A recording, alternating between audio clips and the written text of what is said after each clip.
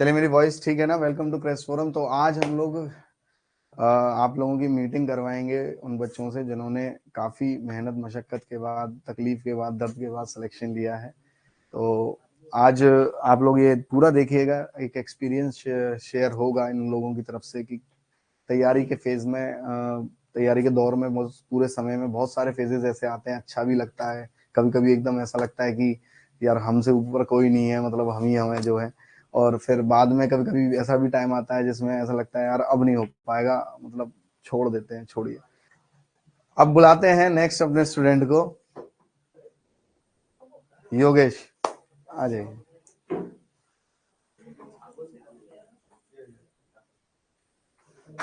Congratulation Yogesh. DRDO निकला था आपका पिछले साल, उसमें नहीं हुआ, और एक दो पेपर और थे शायद। यूपी आरवीएनएल में भी 0.75 से, मतलब किसी को भी अगर सक्सेस मिलती है ना, तो मतलब ये बिल्कुल मत सोचिए कि वो एक दिन में मिल रही है या उसने कुछ, अरे यार इसका तो हो ही गया, इसकी किस्मत ज्यादा अच्छी है, मेरी बेकार है। ये लगता है अमूमन लोगों को कि यार मेरे साथ ही क्यों, या मैं नहीं कर पाऊंगा। जॉब करते थे आप और फिर आपने जॉब छोड़ी, मुझे वो भी याद है कि आप बीच में फिर से कहने लगे कि नहीं सर कर ही लेता हूँ, है ना। फिर आपने नहीं भी पकड़ी, आप पूछने भी आए थे कि सर मैं क्या ही करूं। तो मैं आपसे यही बोल रहा था कि पेपर हो जाने दो एक बार ये वाला, फिर बात कर लेंगे, फिर तो देखना ही करना है। क्या एक्सपीरियंस रहा कि यार तैयारी में क्या गलतियां रही जो पेपर में नहीं हुआ सिलेक्शन?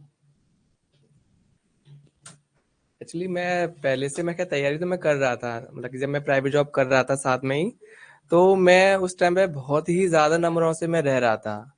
तो मेरा एक दोस्त है सोनू, तो हम लोग ऐसी मॉर्निंग वॉक पे गए थे। तो उन्होंने बोला कि मैं पढ़ने जाता हूँ अपने चंद्रप्रकाश सर के पास में, तुम भी देख लो कैसे क्या पढ़ाते हैं। तो वो संडे वाला दिन था, मुझे अच्छे से याद है। तो मैं उनके साथ में चला गया कि चलो देखते हैं कैसे क्या पढ़ाते हैं। तो मुझे फर्स्ट क्लास मुझे सर की इतनी अच्छी लगी थी कि लगा कि यहाँ बहुत अच्छा मतलब पढ़ा सकते हैं, मतलब सर मेरे को।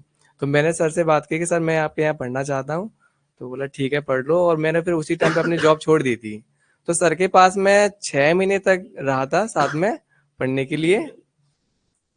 तो 6 महीने में मतलब काफी सारा कोर्स हो गया था। फिर मैंने सर से बोला कि सर जो चीज रह गई है, तो उसके सर नोट्स, तो उन्होंने मेरे लिए नोट्स भी प्रोवाइड करा दिए थे।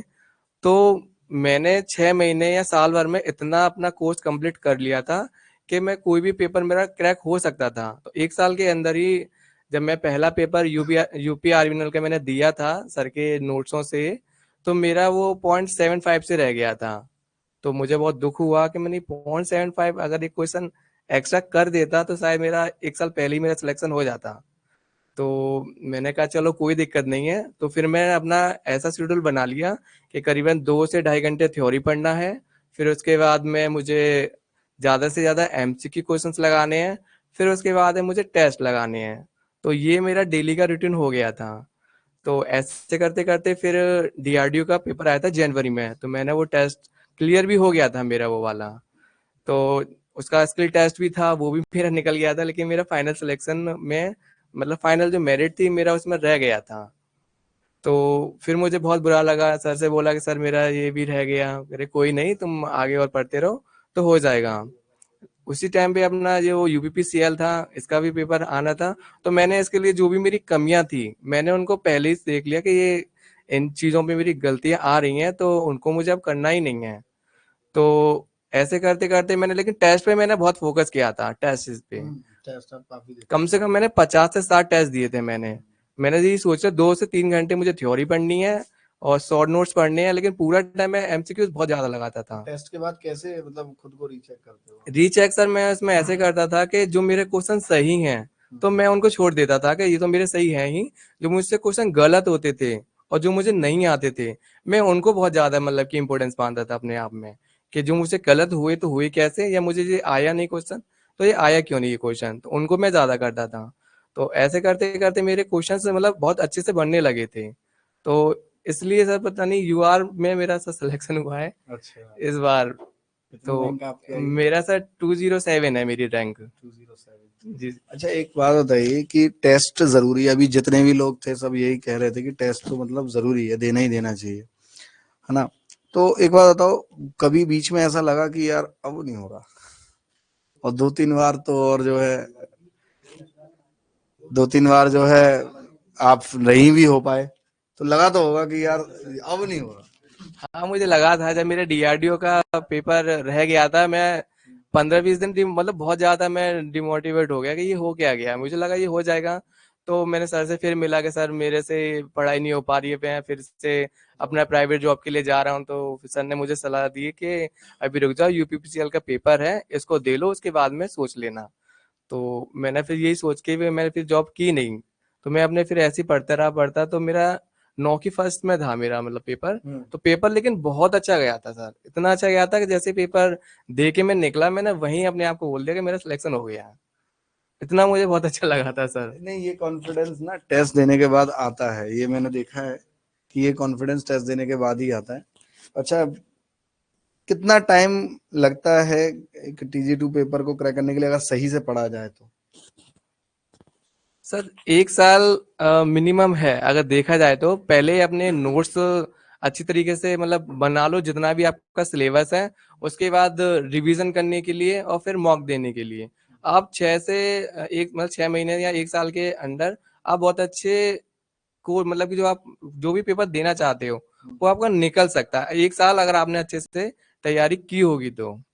अच्छा एक चीज बताइए, आपके साथ में मुझे पता है एक फ्रेंड्स कई ऐसे थे जिन्होंने कईयों बार टीचर मतलब बदले, यूट्यूब पे अभी कोई अच्छा लगा तो उधर पढ़ लिया, उधर लगा तो उधर पढ़ लिया, तो क्या ये होना चाहिए तैयारी के बाद? जी नहीं, बिल्कुल नहीं सर, एक ही टीचर से पढ़ना सा सही रहता है। कम से कम अपना जो सिलेबस रहता है तो वो क्या है कि एक ही चीज टीचर को अपना फॉलो करते रहेंगे तो उनके जो नोट्स हैं वो बार बार रिवीजन करते मतलब रहेंगे। एक आध टॉपिक की बात अलग है, पर लोग ये गलती बिल्कुल ना करें, एक आध टॉपिक की बात अलग है, पर मोस्टली लोग, कुछ आध लोग ये करते हैं कि अभी इधर से पढ़ लिया, कल उधर से पढ़ लिया, ये बहुत गलत है ये, है ना? मतलब 80 to 90% आप एक ही टीचर को फॉलो करो, ज्यादा सही रहेगा। और अच्छा, यूट्यूब पे कितना टाइम देना चाहिए ये और बताओ, क्योंकि क्या है।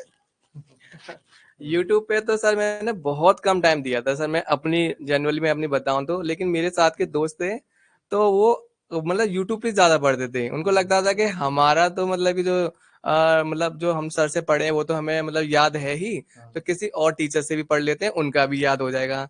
लेकिन वो होता नहीं है ऐसा, जो पुराना भी याद होता है वो भी भूल जाते हैं। और ये मेरे दोस्तों के साथ में ऐसा हुआ भी है।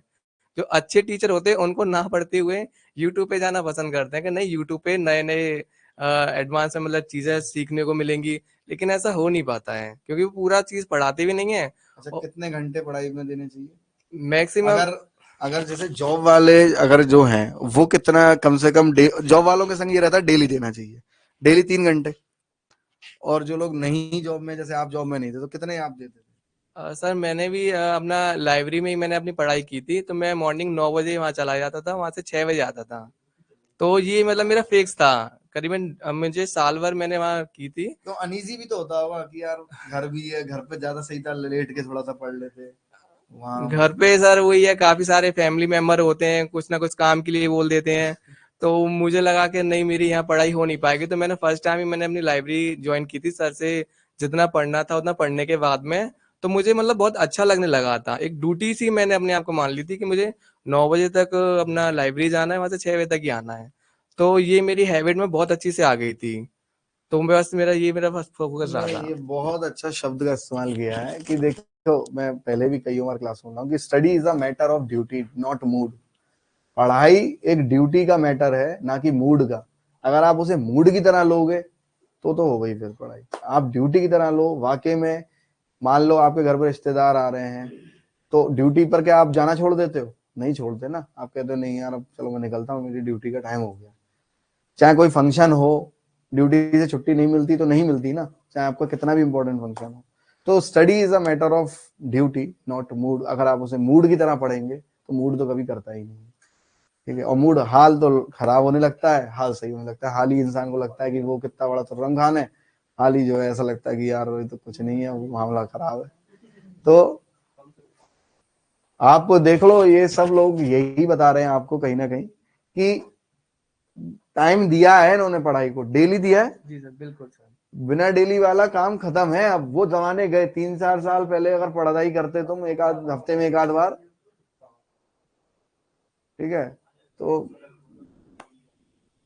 नहीं, ऐसा नहीं है। एक चीज ध्यान रखना कि इन्हीं से अगर तुम बात करते पहले, आज से 6 महीने पहले, तो ये नहीं बताते तुम्हें कितना पढ़ते। हाँ, ये बात जान लो, ये एक बात है। हाँ। तो अब क्या है कि अब समय आ गया बताने का।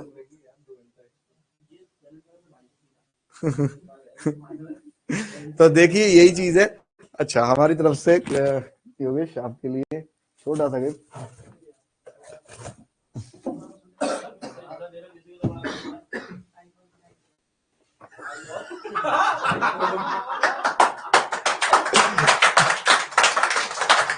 देखिए, इस काबिल बना दिया है कि अब आईफोन खुद ही ले लेंगे, ठीक है। चलिए, thank you, congratulation. Thank you sir. चलिए, तो अभी आप लोगों को मिलवा दिया है, जितने भी लोग लाइव हैं, आप लोगों ने काफी कुछ सीखा होगा। हालांकि अभी हमारे एक और स्टूडेंट है, वो उन्हें आने में टाइम लगेगा, तो बाद में हम लोग उनसे मिलेंगे। तो ऐसा क्या है कि बहुत सारे लोग हैं, कुछ लोग दूर रहते हैं तो नहीं आ पाए हैं, पर जितना जब भी वो आएंगे मिलवाएंगे आपको। उम्मीद करता हूँ बहुत कुछ सीखा होगा। Till then, bye bye, tata, thank you, take care, और पढ़ते रहिए। ये बात ध्यान रखिए, सिलेक्शन होने के बाद हर बच्चा एडमिट करता है कि मैं इतने घंटे पढ़ता था, इतने घंटे चीजें करता था। पहले कोई नहीं करता, ये खुद ही कह रहे हैं, देख लो, ये खुद ही कह रहे हैं कि मैं पहले मुझसे पूछते, मैं नहीं बताता। ठीक है, चलिए, बाय बाय, टेक केयर। अच्छा, कुछ सवाल पूछने हैं आप लोगों को क्या? कुछ लोग पूछ रहे हैं कंप्यूटर की प्रैक्टिस कैसे करें।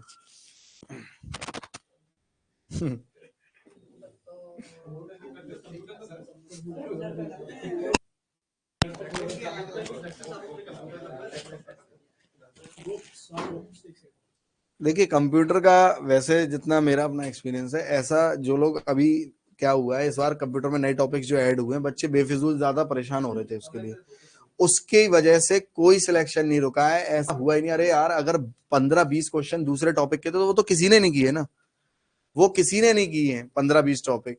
तो जब किसी ने 5 लो 20 क्वेश्चन छोड़ दिए, तो सभी ने छोड़े ना। लोग बेफिजूल परेशान होते हैं, वो एक बहाना ढूंढते हैं। तो अदरवाइज याद रखिए, कंप्यूटर में, हाँ, पर अब आपको आगे पढ़ना पड़ेगा, ये एक मैं जरूर कह सकता हूँ। वरना इस बार कंप्यूटर में जो पहले पढ़ के भी गए हैं लोग, सही से पढ़ाई की है, वो नहीं रुके हैं।